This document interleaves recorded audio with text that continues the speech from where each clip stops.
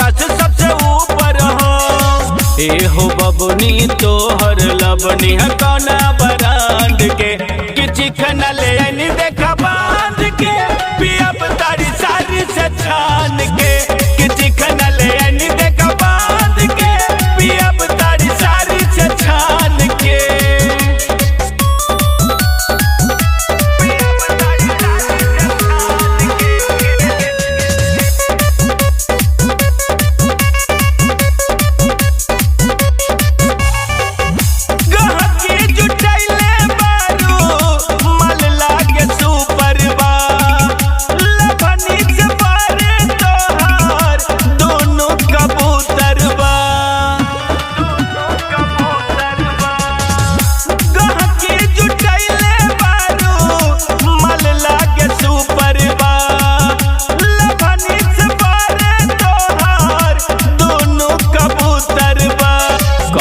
न पास हई पहिला गहकी तोरा दुकान के कि चिकन ले आनी देखा बांध के पियब तारी सारी से छान के कि चिकन ले आनी देखा बांध के पियब तारी सारी से छान के।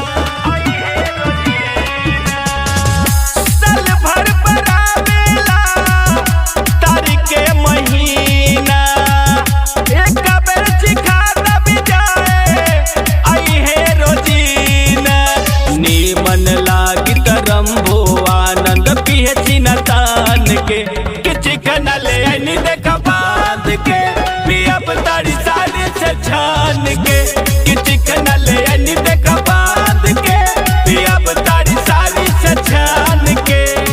एक बेर तो मौका दे दा।